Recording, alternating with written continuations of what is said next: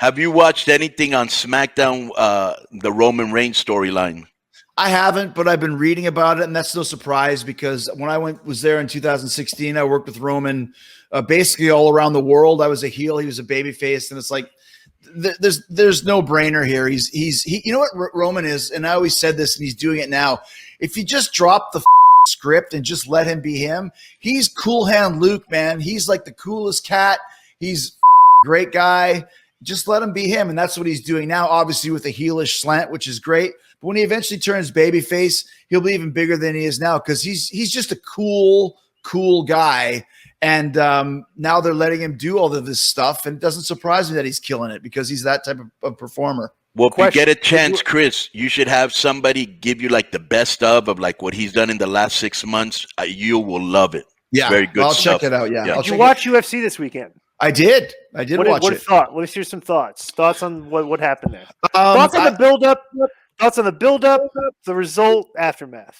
Conor's done, and I think everyone knows it. I think he knows it, and I think the best thing that could have happened is that he snapped his ankle because he would have lost in the second round. Herb Dean almost called it at the end of the first, but he was letting it go because it was towards the end, and it's a championship $1 million fight. Or not even a championship, but it's a $1 million fight. But those elbows in the corner, man, once you get a guy down like that, he's finished. So I think it was actually a stroke of fate that's going to end up making them all more money that Conor broke his ankle because he would have been done in about another 2 minutes anyways. The only thing I would say for Dustin is that if he's going to take a number 4, because I would say go your ass, I'm not doing it, is okay, you want number 4? I want a 50-50 purse split with Conor and see what happens. Yeah. If you can get 50-50, take it. If not, see you later, buddy. What's the point? Conor's done. I don't think he's done. He's done. Here's what he's not. I don't think he's done as a combat fighter because I think if it's a broken leg, he'd say, "Okay, I'm not doing that anymore." He'll just box. He's got a couple money. Here's the most fascinating thing. He can go into wrestling. I mean, what I'm saying is UFC done. To me, the shame was he was just coming off the heels to be announced as the highest paid athlete in the world this past year. Right. And seeing him at the end of the fight, broken ankle. Sitting there, still cutting promos, like getting on bringing the guy's wife into it and everything. Yeah, I thought his stock took a tremendous hit. You know what I'm saying? He needs, but he's such a good talker. I think he can talk his way back out of it. But I don't think his press conference beforehand was all that great. I thought it was almost like a parody of. Let me tell you, Chris. When he did the before the fight, that last press conference he did where he came out and he threw the hot sauce and he was talking about his wife and all that. And I thought, wow, here's Conor who knows that he became big by being with the great one-liners, quick wit, and he wants to bring that aura back. And it was really lame. It was almost like, what can I do to be controversial again? Right. And even Dustin was telling him right there, bro, your shit is weak. Yeah. Your shit is weak. And it was weak.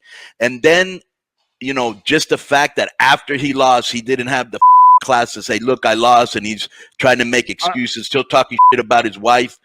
I just was like, bro, this is a very sad scene to watch. Especially when he's talking about his wife lying there and he has to get stretched out. If I was Conor, I would have said, for this fight announcement, stand me up. Be a crutch, put me on your shoulders. I'm not taking this loss sitting down in the corner like a little. He should have stood the best he could and stood there like a man when Herb Dean raised Poirier's hand. Instead, he's in the corner still yelling. And that's, what that's like? That's like that little jack off that you knock him out and he's still talking and you're like, dude, you're done. Your nose is broken. Right. I'm not even going to hit you again. It's not even a fight anymore. Now it's just like, oh, come on, dude. Now you're just being sad. Right. And to have him say this stuff about his wife as they're walking away, your wife's stealing me, Dan. Did you see his wife shot him the finger? Exactly. I'd go right up to his face and do this. What's he going to do? Spit on you? Think she got that from the best friend's mom? Sue. Yeah, Sue. Right.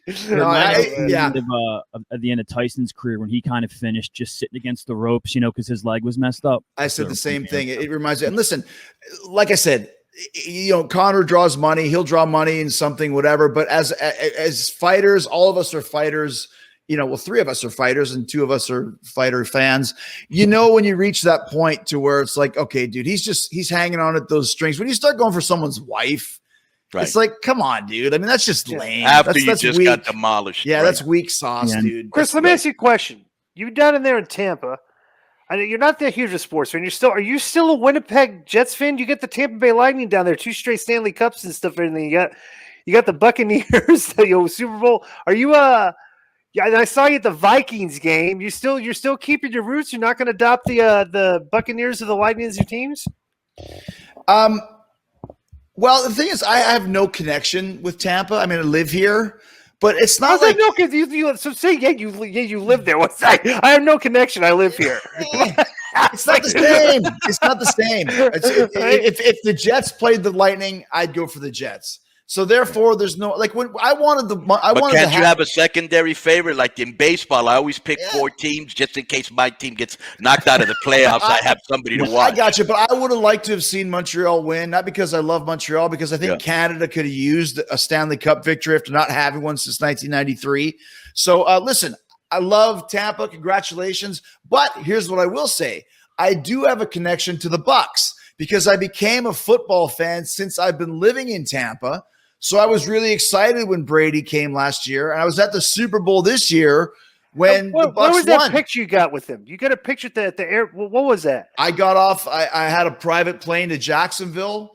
I got off my plane. He was getting on his, and we were literally 3 feet apart when we got off the plane, and he pulled up, and I was like you actually got off the plane the exact same moment, walking down things, and there you are, right as yes. I walked down. He's standing there, and it's like, hey, dude, hey, what's going on? How are you? Blah blah blah. 3-minute conversation, take the picture and go. And then here's how you become friends. Though we followed each other on Instagram, and now we DM each other here and there. So there you go. which is great because just get your own private jet. You're running into plenty of famous people. And the week before we had a Saturday Wednesday show. Saturday I was so drunk that if I would have seen Brady that day, I wouldn't have even noticed. I would have been a drive Brady. So thankfully, it was like 3 days later when I was completely sober, and I could be like, "Hey, how are you?" So there you go. Don't drink before you get on the private plane because you never know who you're going to meet when you land. Chris, you mentioned the book's not in bookstores, but where can people get it? Jojo, Thank you. What a true salesman. It's Jericho30.com. That's the only place you can get it, Jericho30.com. And like I said, man, it's gone through the roof because of the uniqueness of it. And I think people are just enjoying kind of leafing through it and finding all this wacky information. And the one cool thing I'll say too is that getting all of the different people, guys and girls, to kind of give their Jericho thoughts. The last day that Brody Lee was ever in AEW, Marva's got a Jericho story from him, and it's actually a really funny one because I worked with Brody for about, I'd say 30 or 40 matches in 2015. I was just doing house shows. And so the last kind of interview that he ever gave was for this book, telling this story. So I take a great honor in that, and I dedicated the book to him and Pat Patterson, but as a result of that. So just a lot of little kind of cool little tidbits and factoids that surround this like that. All right. So Chris, I just wanted to say one last thing, bro. It's really cool seeing you in AEW and seeing you backstage in a creative capacity, and see how passionate about you are about the things that you do, bro. And it was really cool to see you back there in that capacity. It was great having you, man. I'm sure you'll be back to do some more stuff. And thank you guys for